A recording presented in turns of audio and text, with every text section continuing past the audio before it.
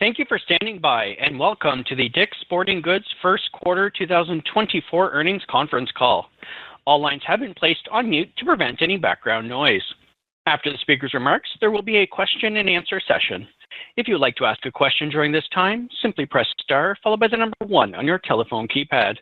If you would like to withdraw your question, again, press the star 1. Thank you. I'd now like to turn the call over to Nate Gilch, Senior Director of Investor Relations. You may begin. Good morning, everyone, and thank you for joining us to discuss our first quarter 2024 results. On today's call will be Lauren Hobart, our President and Chief Executive Officer, Navdeep Gupta, our Chief Financial Officer. A playback of today's call will be archived on our Investor Relations website, located at investors.dicks.com, for approximately 12 months. As a reminder, we will be making forward-looking statements that are subject to various risks and uncertainties that could cause our actual results to differ materially from these statements. Any such statements should be considered in conjunction with cautionary statements in our earnings release and risk factor discussions in our filings with the SEC, including our last annual report on Form 10-K, as well as cautionary statements made during this call. We assume no obligation to update any of these forward-looking statements or information. Please refer to our Investor Relations website to find the reconciliation of our non-GAAP financial measures referenced in today's call. And finally, a few admin items. First, as we previewed on our last earnings call, beginning this quarter, we have revised our comparable sales calculations to include revenue from our Game Changer business. Second, beginning this quarter, we have included grand opening advertising costs within pre-opening expenses. These one-time costs incurred in connection with opening new stores were historically presented within SG&A, part of advertising costs. We have reclassified prior period amounts to conform to our current year presentation. And finally, for your future scheduling purposes, we are tentatively planning to publish our second quarter 2024 earnings results on September 4th, 2024. With that, I will now turn the call over to Lauren. Thank you, Nate, and good morning, everyone. We're incredibly proud of our strong Q1 results, which demonstrate how well our strategies are working. Powered by our compelling omnichannel athlete experience, differentiated product assortment, deep engagement with the DICK'S brand, and our focus on providing a best-in-class teammate experience, we continued our momentum from the fourth quarter. Our execution on these strategic pillars is driving continued market share gains. For the first quarter, our sales increased 6.2% to just over $3 billion. Adjusting for the calendar shift, our comps increased 5.3%, which was on top of a 3.6% comp last year. This strong comp was driven by growth in transactions and in average ticket. During the quarter, we saw more athletes purchase from us, and they spent more each trip compared to the prior year. Our first quarter gross margin expanded 10 basis points, and we achieved double-digit EBT margin of over 11%. In total, we delivered Q1 EPS of $3.30. Today, we're raising our full-year outlook to reflect our strong Q1 results. We now expect comp sales growth for the year to be in the range of 2% to 3%, and EPS to be in the range of $13.35 to $13.75. Our emphasis on the omnichannel athlete experience is driving robust athlete engagement. We are continuing to enhance service levels across all our digital and store experiences to meet our athletes wherever they are, provide the support and service they need, and get product into their hands faster. During Q1, we continued to see growth in our omnichannel athletes, our strongest athletes, who spend more with us and shop more frequently than single-channel athletes. As we've talked about previously, our significant investments to reposition our portfolio are key to delivering an elevated omnichannel athlete experience. We expect House of Sport and our next-generation 50,000 square foot DICK'S store to drive robust omnichannel athlete engagement and generate strong sales and profitability. During Q1, we opened 2 House of Sport locations and are excited to open 6 additional locations this year, We also opened 2 next-generation 50K locations during the first quarter and look forward to opening an additional 14 locations throughout 2024. We continue to be very pleased with the results of these exciting DICK'S concepts. This one-two punch of House of Sport and our next-generation 50K format, combined with the elevated omnichannel experience our teammates are bringing to life throughout our entire portfolio, is the future of DICK'S. We're also growing our Golf Galaxy Performance Centers, an immersive experience for golf enthusiasts of all levels, and opened 3 new locations during the first quarter. We remain confident in the long-term growth opportunity in golf and are excited to bring this experience to more golfers. Investing in our digital capabilities is central to our omnichannel success. I want to briefly talk about Game Changer, the premier live streaming, scheduling, communications, and scorekeeping mobile app, where we're building the first and best place to experience youth sports. During Q1, Game Changer drove continued strong sales growth. Over 5 million unique users engaged with Game Changer, averaging approximately 30 minutes per day on the app. We saw a robust increase in usage of the app across all sports, including those that are newer to the Game Changer platform, such as basketball, football, soccer, and volleyball. We're excited to continue innovating within the fast-growing, multi-billion-dollar youth sports technology market and strengthening our relationships with athletes and their families through Game Changer. Our access to differentiated on-trend product, which is our second strategic pillar, helps make DICK'S the go-to destination for sport in the U.S.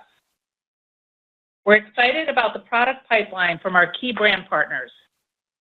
For example, Nike's recent Paris Innovation Summit highlighted several breakthrough products across apparel and footwear that we look forward to bringing to our athletes.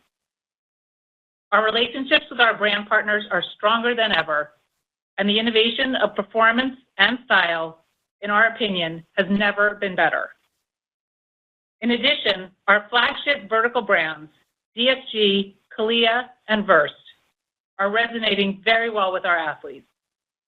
They continue to outpace the total company comp growth and contribute greater margin expansion.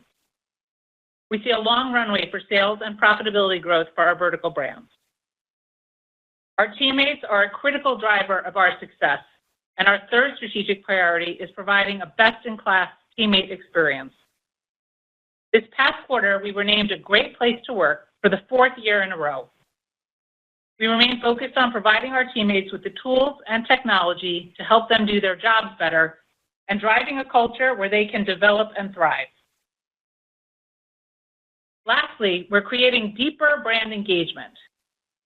During the first quarter, we invested in several exciting marketing campaigns and also continued to invest in DICK'S brand building during March Madness. We're excited to celebrate the 10-year anniversary of our Foundation Sports Matter program and recently announced that the program is giving $2 million in grants to mark its anniversary and empower even more young athletes to pursue their passions. In closing, we are very pleased with the strength of our first quarter performance and are highly confident in our strategies to drive sustained, profitable growth. Before concluding, I'd like to thank all of our teammates across the company for their tremendous efforts and continued commitment to DICK'S Sporting Goods. It's their passion and hard work that make these results possible. They are truly an outstanding team. With that, I'll turn the call over to Navdeep to share our financial results in more detail. Thank you, Lauren, and good morning, everyone. Let's begin with a brief review of our first quarter results. We are very pleased to report a consolidated sales increase of 6.2% to $3.02 billion. This included a benefit from the calendar shift due to 53rd week last year of approximately $45 million. Adjusting for the calendar shift, which we believe provides the clearest view of the business, our comps increased 5.3% as we continued to gain market share. Our strong comps were on top of a 3.6% comp last year. Our Q1 comps were driven by a 2.7% increase in transactions and a 2.6% increase in average ticket. And we saw strength across footwear, athletic apparel, and hardlines. Gross profit for the first quarter was $1.1 billion, or 36.29% of net sales, an increase 10 basis points from last year. This included leverage on occupancy costs due to higher sales and a decline in merchandise margin of 45 basis points, which included higher year-over-year shrink of 22 basis points. It's worth noting that while we anticipated our shrink to be higher than the previous year, the increase in shrink moderated compared to our expectations. On a non-GAAP basis, as expected, SG&A expenses increased 6.6% to $739.7 million and deleveraged 10 basis points compared to last year. This increase in SG&A dollars included investments in the exciting brand campaigns we introduced earlier this year, supporting CALIA, ESG, as well as Golf Galaxy and Dix.com. This also included higher estimated incentive compensation expense and cost in support of our sales growth. Pre-opening expenses were $21.1 million, an increase of $11.9 million compared to the prior year. This expected increase was primarily driven by our Q1 House of Sport openings. As Nate noted earlier, SG&A and pre-opening expenses have been adjusted in the current and prior years to reflect the reclassification of grand opening advertising from SG&A to pre-opening expenses. EBT was $342.4 million, or 11.34% of net sales. This compares to EBT of $328.3 million, or 11.55% of net sales in Q1 of 2023. As expected, our Q1 tax rate grew from 7.2% in last year's quarter to 19.6% this year. I'll remind you that this approximate 1,200 basis points increase reflects the higher tax deduction from the vesting of employee equity awards and exercises in the prior year, which favorably impacted Q1 2023 earnings by approximately 45 cents compared to the current year quarter. In total, we delivered earnings per diluted share of $3.30. This compares to earnings per diluted share of $3.40 last year. Now looking to our balance sheet, we ended Q1 with approximately $1.6 billion of cash and cash equivalents and no borrowings on our $1.6 billion unsecured credit facility.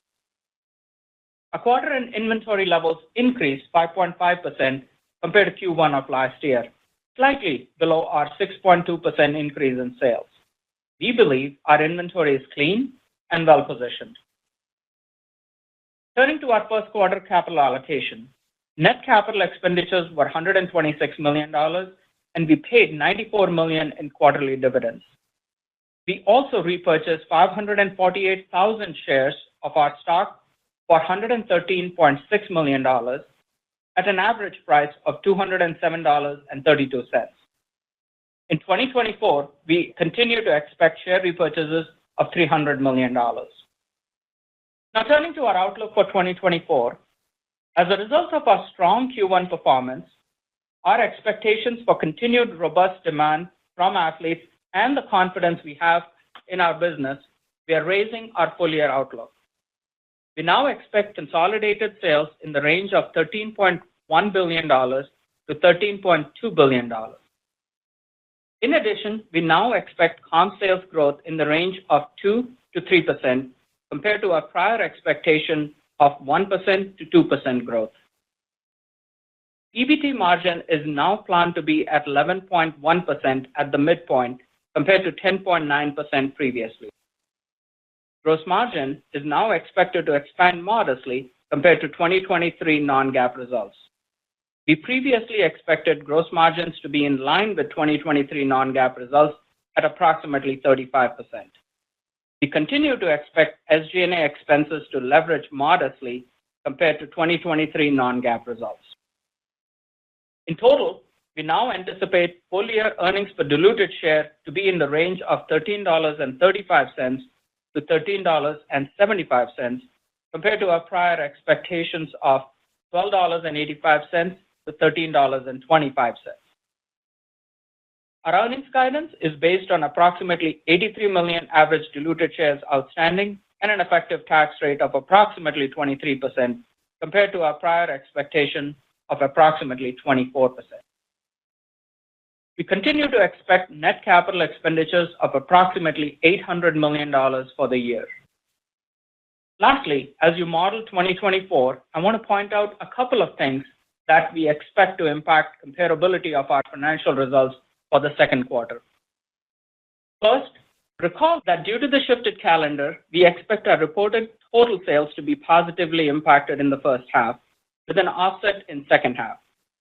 Specifically, given the impact of the shift on a key back-to-school week, we expect our reported total sales in Q2 to be positively impacted by approximately $100 million versus the prior year, with an offset in Q3. Second, we will begin to anniversary the higher shrink rates from 2023 in the upcoming second quarter. As a reminder, our shrink in Q2 of last year also included a cumulative unfavorable true-up of actual results from our physical inventories, which reflected an 84 basis points increase over 2022. Consequently, we expect to see year-over-year favorability in shrink during this year's second quarter. In closing, we are very pleased with our Q1 results and remain enthusiastic about the future of our business. This concludes our prepared remarks. Thank you for your interest in DICK'S Sporting Goods. Operator, you may now open the line for questions. Thank you. We will now begin the question and answer session. If you would like to ask a question, please press star one on your telephone keypad to raise your hand and join the queue. If you would like to withdraw your question, simply press star one again. We ask that you please limit yourself to one question and one follow-up. Your first question comes from the line of Adrienne Yih from Barclays. Your line is open. Great. Thank you very much, and congratulations on a great start to the year. Lauren, we were lucky enough to see House of Sport in Boston during the quarter, and I guess my question for you is kind of more longer term.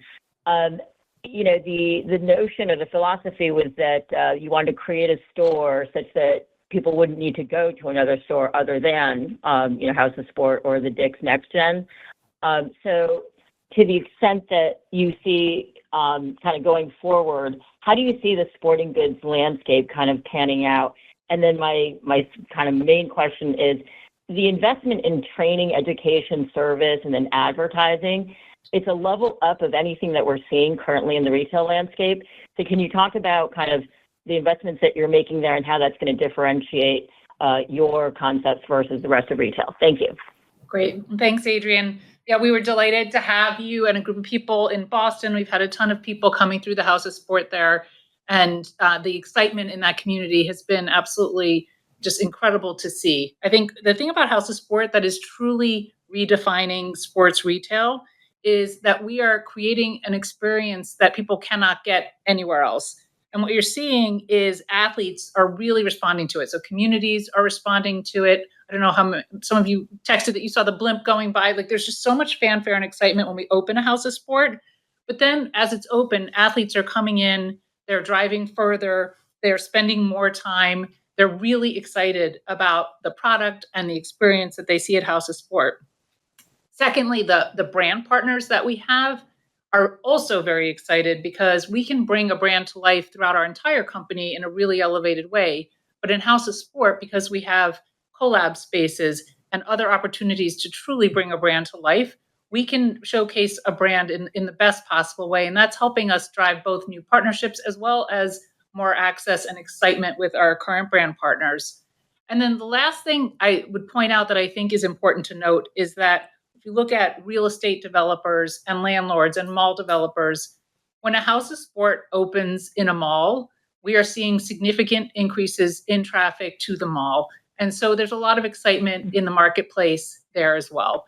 Across the board, we're just super excited about House of Sport and equally excited about our new 50K square foot format, which is a takedown of the House of Sport, but provides many of the same elements. You asked about investments. I'll turn it to Navdeep to talk a little bit about SG&A, but the SG&A expenses in Q1 were as planned, and we invested in marketing. We will continue to invest to build our brand long term. We invested in training and service and tech tools to drive the athlete experience that our teammates need to be able to deliver. Anything you would add, Navdeep? Yeah, no. Good morning, Adrian. And just building on what Lauren said, the focus continues to be, as Lauren said, it's around the core 4 pillars, and 2 of those pillars that we talk a lot about is about the athlete experience and the teammate experience.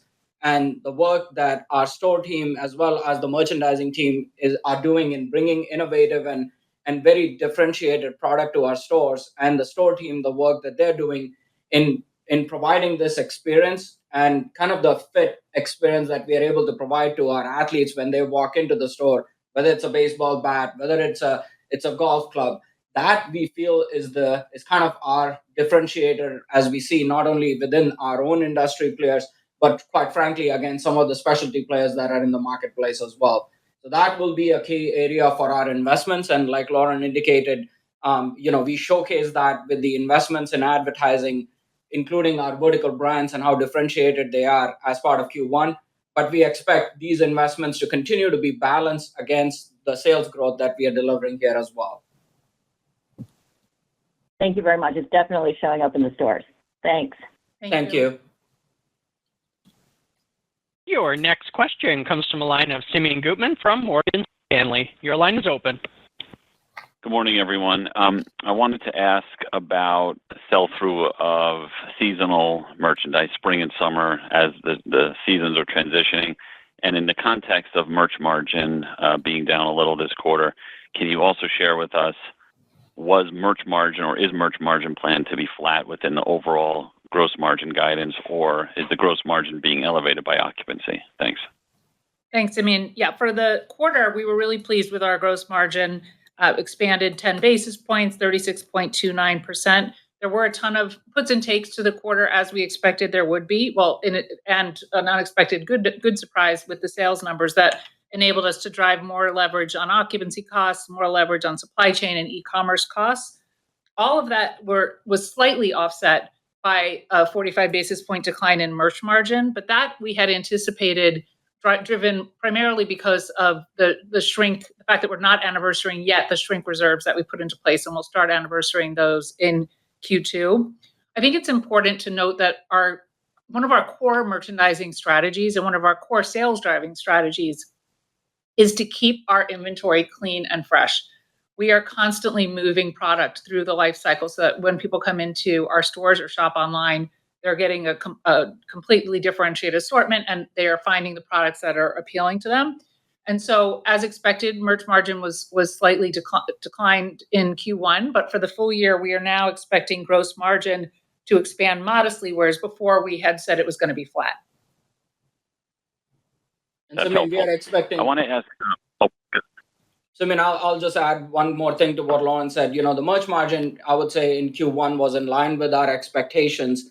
And we expect merch margin to also expand modestly on a year-over-year basis in 24 compared to non-GAAP 2023 results.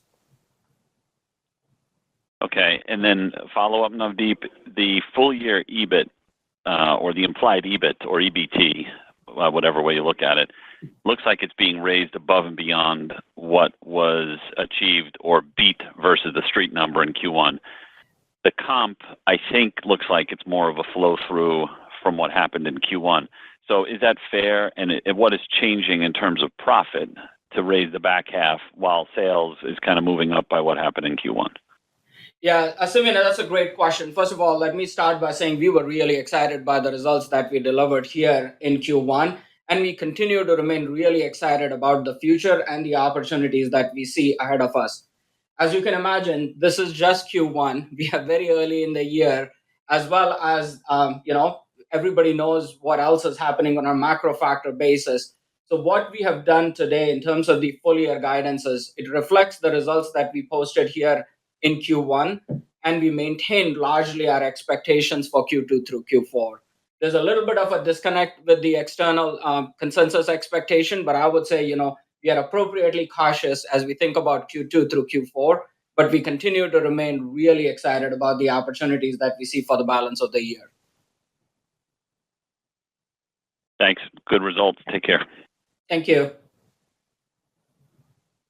Your next question comes from the line of Kate McShane from Goldman Sachs. Your line is open. Hi, good morning. Thanks for taking our question. I believe when you last guided same-store sales of 1 to 2, that was mainly based on your assumption of market share gains. With the new comp guide of 2 to 3 today, is there any better view on the health of the industry within that, or is it still primarily driven by market share? Kate, we are excited to raise the comp guidance from 1 to 2 to 2 to 3% for the balance of the year. As Navdeepa just mentioned, the large part of that is flowing through the results that we just had in Q1, so that we do maintain an appropriate level of caution as we go. We obviously do plan on continuing to gain market share. It's one of our key strategies, and we think we have the experience and the product to be able to do that.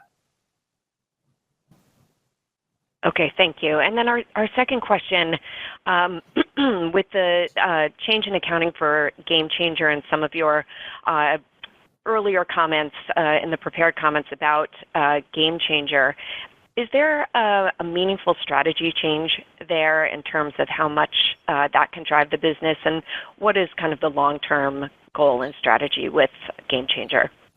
Yes, thanks for the question. We are so excited about Game Changer, and excited in the fact that it is such an amazing emotive platform through which people can engage with their kids' sports, with their grandkids' sports, and kids can track their stats and see how they're doing and where they're performing. So you're hearing the excitement because we've been investing in this digital platform. It's a leading youth sports app. It's got incredible capabilities, and it keeps driving meaningful success.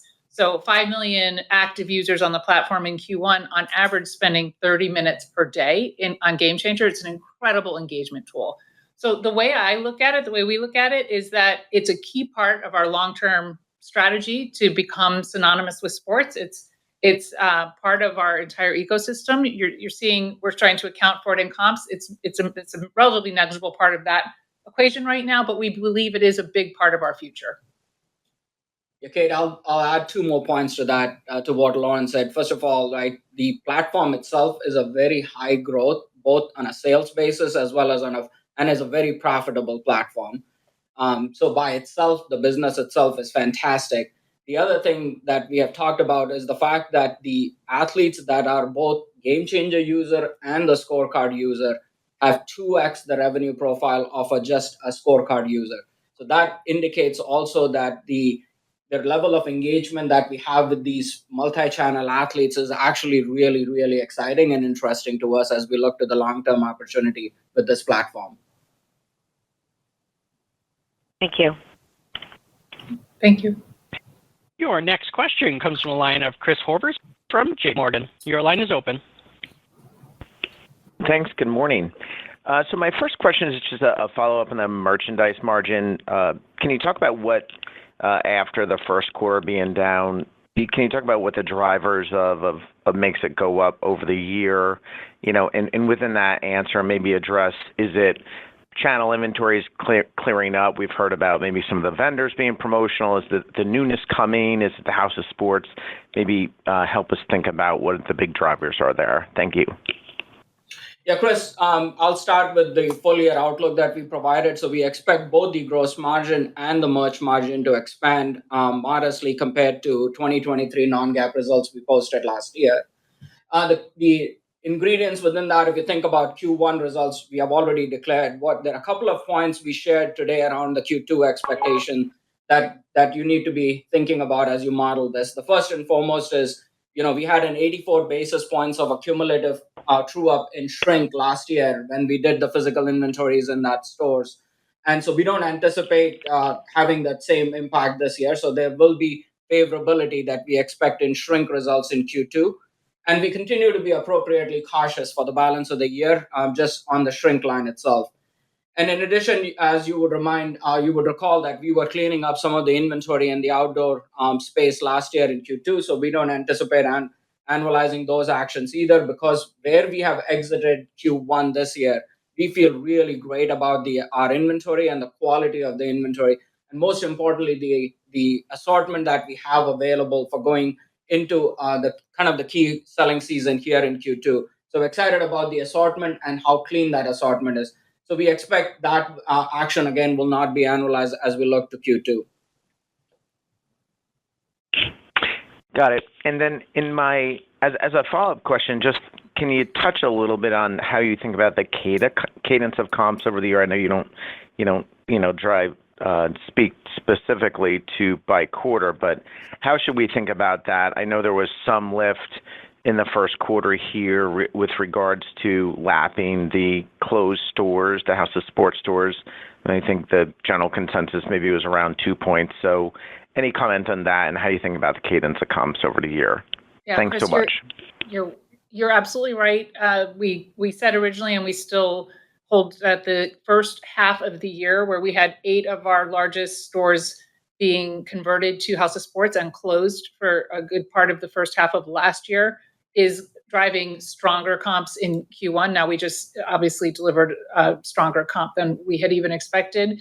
But in the first half, we will feel that impact. And then in the second half, we'll go up against those openings. And so that is why we've said the deceleration. We expect some deceleration in the back half, and nothing has changed in that opinion. We continue to believe that. Great. Thanks so much. Thank you. Your next question comes from a line of Robbie Ohmes from Bank of America. Your line is open. Hey, good morning.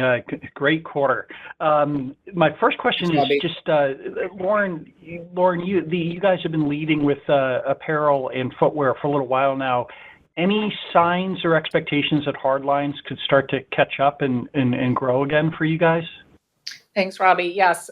What's really great about the quarter we just had with a 5.3% comp is we saw growth across all aspects of our business. So we saw growth in footwear, we saw growth in athletic apparel, we saw growth in total hardlines. Obviously, there's some puts and takes in there, and we've been talking about some of those, some of the consumer trends that are right sizing from the pandemic, but that's a very small piece of our business. And the core hardline categories are doing very well. This past quarter, we had a slightly wetter season, impacted the game of golf and team sports a little bit, but just nominally so. And in general, we're very, very excited about the hardlines business. Got it. And then you guys called out Nike and, the Paris Summit and, in the press release. Can you give a little more color on, what you think the pipeline looks like from Nike and your other key vendors, versus what you were getting last year heading into the year? Thanks, Robbie. Yes, I would say we're excited about the product pipeline that we see across our strategic partners. And we look long-term. Obviously, we have long-term strategy planning meetings where we're looking out a couple of years with our strategic partners. I'm also very excited, as we all are, about our flagship vertical brands, the CALIA, DSG, Verse, doing incredibly well, and some of our emerging brands. Within our strategic partners, we are very excited about the long-term work that we saw in Nike. We were there at the Innovation Summit, and then more recently, we were in their offices and looking at future innovation. I would call out things like the technology that they are bringing to the Air platform. It's going to be very exciting from a consumer standpoint. We're really excited about the elevation of both performance apparel and footwear and bringing some newness into those categories. And then they've started to talk about what their Olympic messaging is going to be. And we are really, really excited to see that come to market and just drive consumer noise around the Nike brand. So across the board, very excited about that partnership. Sounds great. Thank you. Thank you. Your next question comes from the line of Warren Cheng from Evercore ISI. Your line is open. Hey, good morning. Congrats on a really solid quarter and a tough environment here. I wanted to ask about how you're thinking about SG&A and investment here, and whether that's evolving given the really strong response you're getting to the elevated service levels at House of Sport and the next-gen stores. Could the core benefit from kind of a higher level of SG&A and selling personnel? And maybe just if you could take a minute and talk about how you're thinking about SG&A in the medium term here. So Warren, first of all, let's start with where we SG&A came in. So SG&A deleveraged 10 basis points here in Q1, and that was driven by the core investments that we are making, is including in advertising. So because we see clearly an opportunity to continue to position, especially our flagship vertical brands, in a much more appropriate fashion with our athletes, because those brands, like Lauren said, are resonating so well. So you saw us come out with advertising message around CALIA, around DSG, as well as drove the brand awareness for our .com platform with Dix.com. So that will be an area that we said we were going to invest in Q1 and the early part of the year, and we did that. And then on a full year basis, what we have guided is we expect our SG&A to modestly leverage on a year-over-year basis. So we are being prudent in how we are making investment. You called out, we are making investments in talent, in technology, as well as in the store service level, especially as you look to the House of Sport as well as the 50K. And those are kind of the planned investments that we are making, in addition to investments that we are making in store training. So we'll continue to look to make these core investments that are driving the differentiation in the marketplace and are resonating really well with the athletes. However, balancing that also against the overall ability to drive the leverage on the SG&A line for the full year. Thanks, Navdeep. And my follow-up question, can you help us put the $35 million per box number that you gave last quarter in a little bit more context? If once you're fully rolled out to the 75 to 100 target over the next 3 years, would that represent sort of one of the larger and more productive stores in the chain? Because I know the new House of Sports have a lot of different shapes and sizes, or is that pretty representative of the average that you would expect across the fully scaled out chain? Yeah, so the 35 million that we shared last quarter, that's kind of our expectation for an average House of Sport on an omni basis. That includes both the store as well as the e-com business. And, we have rolled out 12 stores. This is based off of the learning informed by those 12 stores that we have opened at the end of 2023. And we continue to be really excited with the 2 store openings that we have done here in Q1. I would point out also that the 50Ks continue to deliver incredibly strong results, and the House of Sport, the ones that have been open the longest, also keep driving growth. So we're really excited, not just about how they open, but how they grow past that. Thanks. Nice quarter. Good luck. Thank you. Thank you. Your next question comes from the line of Mike Baker from D.A. Davidson. Your line is open. Okay, thanks. Sort of been asked, but maybe ask it another way. So the EBT, the implied EBT margin for the rest of the year is up, I think, after it was down this quarter. Now, it seems like a lot of that is because of cycling the second quarter declines from last year. So I guess the question is this: how should we think about the potential to increase your margins in the back half of the year, and then beyond this year? The margins, at least according to your guidance, will be up, I think, 30 basis points on the EBT line this year. Well, what are the long-term margin drivers? Should margins, once we cycle the easy comparison in the second quarter, do margins keep going up? Yeah, Mike, great question. I won't provide quarterly guidance today, but what we have given to you are some of the key ingredients. On a full year basis, we expect our EBT margin to expand, driven by the fact that we expect gross margin to expand modestly, as well as our SG&A to leverage modestly compared to non-GAAP results for 2023. And you called out really well that the drivers of that will be definitely here in Q2. Keep in mind, Q2 will also have the higher amount of leverage being driven by the $100 million of sales shift that we're going to see from Q3 into Q2. In terms of the long-term expectation, we continue to be really, excited about both the ability to grow our top-line sales as well as the bottom-line profitability over the long term. Okay, that makes sense. Follow-up question: how much of the $11 million increase in pre-opening costs went to pay Larry Bird, Kevin McHale, and Robert Parrish to show up at your opening, which was amazing? Those are, I'll call it them, they're right investments. They're, like Lauren said, they are driving such an excitement in the community and the overall results that we are driving here in these stores. But great question. Great question. Thank you. It was cool. Good. Thank you. Your next question comes from the line of Joe Feldman from Telsey Advisory Group. Your line is open. Yeah, hi guys, good morning. And wanted to ask a bit about the promotional environment and what you're seeing out there. And, because, it feels like inventory levels are still a bit high from a lot of the competition and some of the brands. And I'm just curious about how you're approaching it and what you're seeing. Thanks. Thanks, Joe. We didn't see an unusually promotional environment in Q1. Certainly the industry overall is in a better place than it was at the end of last year. And our inventory in particular, 5.5% growth on a 6.2% total comp. We feel really good about our inventory and the healthiness of it. And so, I think we continue to manage through whatever promotional environment will come our way, but we have no concerns there. And we know that we have the ability to manage with the tools that we have to drive profits. Yeah, thank you for that. And then another kind of related question to some of the categories that were asked about, but how is outdoor broadly performing? Because, I know we hear it's kind of still soft out there, and just wondering if you guys saw a step up in your outdoor performance. Yeah, Joe, I want to point out, in the long term, we have a tremendous confidence in the outdoor business. It's a $40 billion TAM. We are building public lands. We're working to Moose Jaw athletes to bring explorers to bring them in so that we can really deliver a unique and differentiated experience in the outdoor category.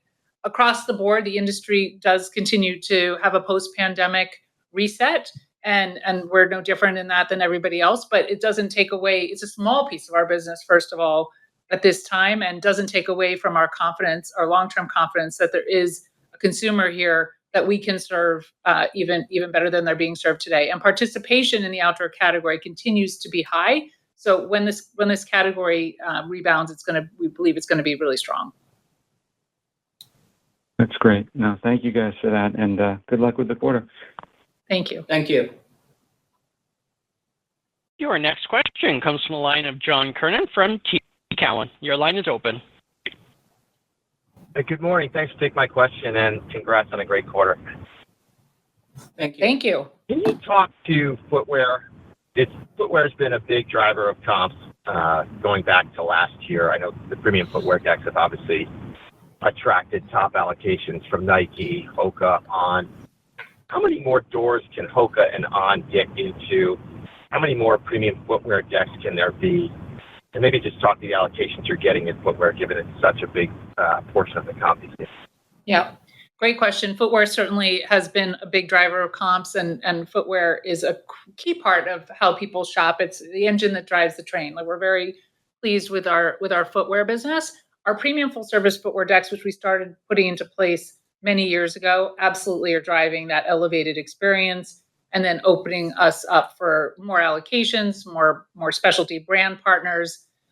With Hoka and On, and with the premium footwear decks, we'll be at 90% by the end of the year. And obviously all of our new store development, as we reimagine the portfolio, will have premium full service footwear decks. Hoka and On are still in a good portion of the chain. There's still significant upside in both brands. Hoka is a little further ahead than On at this point, just in terms of the number of door count.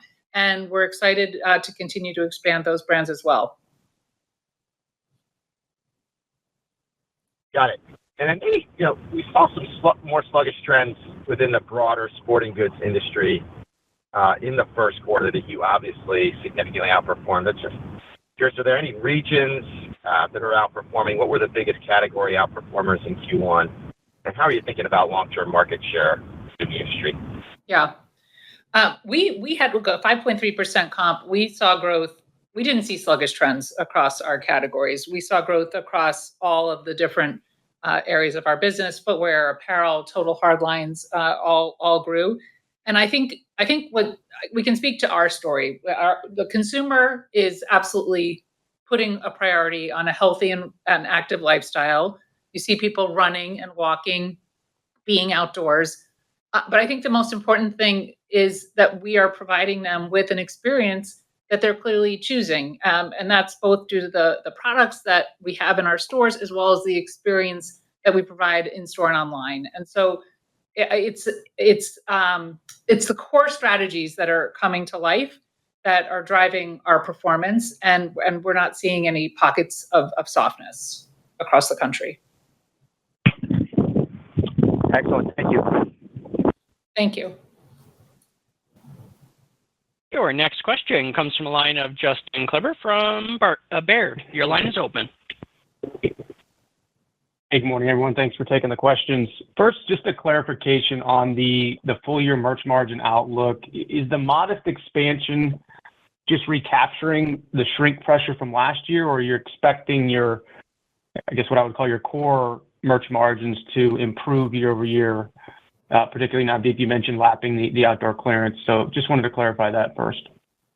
Yeah, so from a shrink perspective, we said that we will be having favorable impact in Q2, and then we continue to be appropriately cautious. We have counted half of the chain, and still half of the chain needs to be counted. So as you can imagine, we want to be cautious in our expectation for shrink. And on the merch margin side, we continue to be really enthusiastic about the work that our merchant team is doing in terms of the differentiated product assortment we are bringing, the work that we are doing, and how well our flagship vertical brands are performing between Kalia, DSG, Wurst.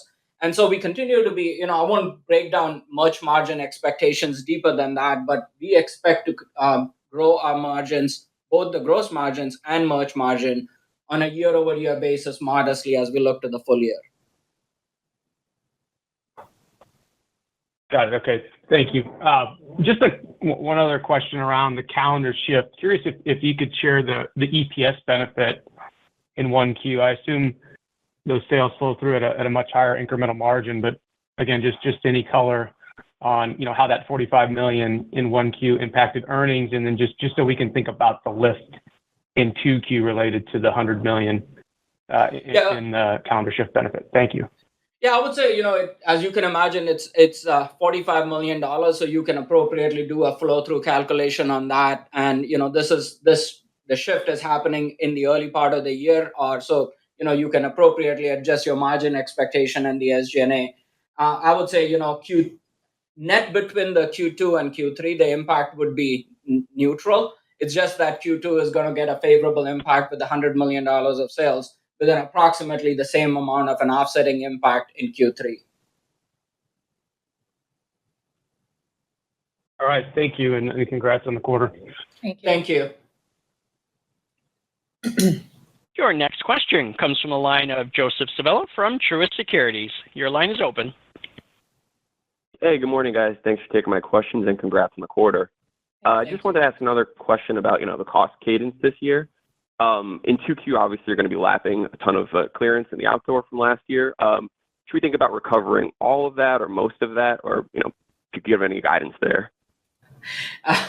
Joe, I don't know if I'll give any more specific guidance on a quarterly basis, but as you can imagine, in addition to the kind of the lapping of the clearance activity that you called out, we will be favorable against the shrink true-up that we had, almost about 84 basis points of an unfavorable impact that we saw in Q2. I would look at it on a full year basis. Like we said, we expect our merch margin to expand on a year-over-year basis, as well as the gross margins. Okay, great. And then just one more question. I think you said shrink came in a little bit better than you were expecting. How should we think about that in the second half as you are, lapping normalized shrink from last year? Yeah, absolutely. Great question. So like shrink, it deleveraged 22 basis points here in Q1. The shrink is still going up on a year-over-year basis. I want to be clear about it. So that's where we continue to be appropriately cautious as we look to Q3 and Q4 impact on the P&L basis. However, like you said, it did moderate versus our internal expectation, which is a good news trend, but we have only counted half of our chain, so we'll continue to be appropriately cautious as we look to the balance of the year on shrink line. I would give a lot of credit. Thanks so much. I'll give a little bit of a shout out to our store team and the DC team, the work that they're doing in not just in continuing to move the merchandise, make appropriate operating decisions to keep the stores and our athletes safe. That is allowing us to have a slightly kind of moderated growth on a year-over-year basis versus our internal expectations. Absolutely. Got it. Thanks so much. Thank you. Our next question comes from a line of Chuck Grom from Gordon Haskett. Your line is open. Hey, good morning. Really great quarter. My question's on traffic. The past 3 quarters have been really, really strong, particularly on a 2-year basis. Curious if there's a way to unpack new customers versus existing customers. So we've continued to grow our athlete base over the past several years. I think we had 7 million new athletes join last year and 1.5 million this past quarter. And the traffic has continued to be strong. So it's about new athletes. It's also just about the differentiated product that we keep bringing in, and the fact that the elevation of the brand and the experience has been strong. So really, really good traffic numbers, and our consumers holding up very, very well.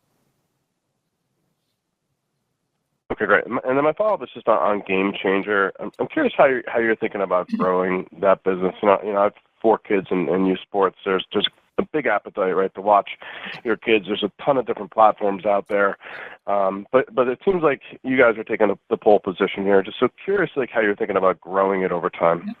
Yep, great question. And we have the same vision you have. It is the best platform, and really, we started off Game Changer was a diamond sports focused business. And so while we continue to improve, we're using artificial intelligence to get the video even more exciting and accurate. And there's lots going on behind the scenes there to drive even more excitement there. Our biggest thing in the short term is to grow the diamond sport business into other emerging, they're not emerging sports, but they're emerging to the platform.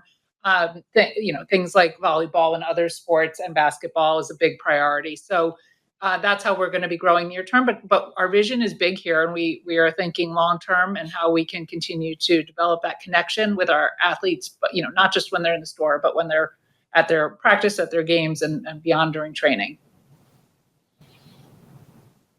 Great, thank you. Thank you. Your next question comes from a line of Paul Lejuez from Citi. Your line is open. Hey, thanks, guys. Wondering if you could talk a little bit more about stores versus e-com in terms of what you're seeing, transactions versus ticket within both channels. And I'm curious if you could share anything further about what you see in the e-com business in the trade area of a House of Sport store when it opens and as they mature. Thanks.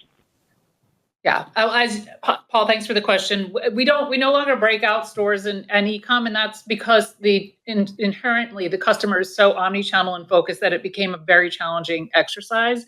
But we're very pleased with our digital business, and very pleased with how the e-commerce business responds when we open new stores and when a House of Sport comes in the area. It's all a very positive ecosystem story. Okay, then just a follow-up, did anything change in terms of how you're thinking about category performance as you move throughout the year, just based on what you saw in Q1, maybe relative to your prior expectations, just how each category is contributing to this year's growth? No, overall, the categories are delivering on our expectations, above them in Q1, and nothing material changed. Thank you. Thank you. Your next question comes from the line of Will Gartner from Wells Fargo. Your line is open. Hey guys, thanks for taking my question. Just firstly, where are you guys and who are you guys taking share from, in your opinion? Oh, thank you. It's a quick question. Yes, we're taking share really across the board. There's been some consolidation in the industry. We are taking share from. I don't want to call out anybody specifically, but we have our premium footwear assortment, for example, is driving a strong interest. Our apparel is driving strong interest. Our vertical brands are meeting consumer needs. Even everything from opening price point to true lifestyle. So I would say it's across the board and across the industry that we're seeing share gains. Got it. Thank you. As far as game changer, it looks like it added 20 basis points to the comp. Excuse me, last year. Correct. Yes. How do we think about game changer as far as revenue going forward? I mean, I think you called out $100 million of revenue in 4Q. Is there any seasonal puts and takes there? I mean, how do we think about game changer and how much it's going to add to the comp going forward? Yeah, you said both of the facts really well. Yes, the favorable impact to comp was about 20 basis points, and we expect that on a full year basis it'll range between 20 to 30 basis points. And our full year expectation from the Game Changer platform is to deliver about $100 million of sales here in 2024. Got it. Thank you. Thank you. Your next question comes from the line of Seth Basham from Wedbush Securities. Your line is open. Thanks a lot, and good morning. My question is just on SG&A. Following the business optimization actions you took last year, where are you with reinvesting there? Are you still on track to reinvest in the focus areas that you planned? And any other color you have on the SG&A outlook? Yeah, no, we are definitely focused on investing in appropriate capabilities. And quite frankly, we have been doing this all along 2023 itself. The big area of investments continue to be in talent, right? Bringing the right talent that is helping us do these store openings, have the successful openings, not just of the House of Sport, but the 50K. There is a lot of investment, as you can imagine, that is going in technology area, which, as you can imagine, that is allowing us to get the top line returns from those investments. And it's also helping us drive productivity improvements, which we are then able to reinvest that bit into the business. And then the third area continues to be investment appropriately within the advertising line, driving the brand awareness as well as the growth in our vertical brands. Got it. And so going forward beyond 2024, SG&A leverage is going to be predominantly dependent on top line growth. Is that a fair statement? That's generally a fair statement. But I would say again, we on a long-term basis, we expect both to drive top line growth as well as the bottom line profitability improvement. It'll be balanced between the margin investment opportunity or the SG&A investment opportunities. Thank you. And your final question today comes from the line of Jonathan Matuszewski from Jefferies. Your line is open. Great. Nice results, and thanks for taking my questions. The first one was on ticket. If you could give us just more color on what fueled the ticket growth this quarter. Looks better than the industry, and prepared remarks indicate more spend per trip. So any more color there would be helpful, and kind of understanding what's embedded in that revised comp guide for 2024 regarding ticket, whether the 50-50 split from 1Q is reasonable. Thanks. Yeah, Jonathan, I would say the answer to the first question is the same, right? What is driving increased basket size when the athletes come to our store, as well as the overall ticket, continues to be driven by the differentiated product that we have access to. This is the product that is highly coveted, highly in demand right now. So having that product allows you to not only capture the demand that is walking into the store or online, but you're able to get a much better recovery on that full price selling as well. So the premium assortment and the premium product, as well as the most allocated and sought after product, continues to drive both our ticket size as well as the basket size when the athletes come. And in terms of the guidance, we don't provide the guidance at that level, so I'll continue to keep the comp guidance of 2 to 3% for the full year at the highest level. And we continue to be really excited about the balanced trend that we are driving between the traffic growth as well as the ticket growth. Great. And just a quick follow-up on the transactions this quarter. Did you see any discernible shift in trends across income cohorts? We didn't. We saw growth across all of our income demographics, and we didn't see trade down from best to better, better to good. So pretty consistent across all the income demographics, all cohorts. Thanks so much. Thank you. And that concludes our question and answer session. I will now turn the call back over to President and CEO Lauren Hobart for some closing remarks. Well, thank you all for your interest in DICK'S Sporting Goods. And I just want to take a moment to thank our incredible team in our CSC, our DCs, our stores, our Game Changer offices. It is they who delivered this really strong quarter. I'm very, very thankful and proud of them. Thank you all. We'll see you next quarter. This concludes today's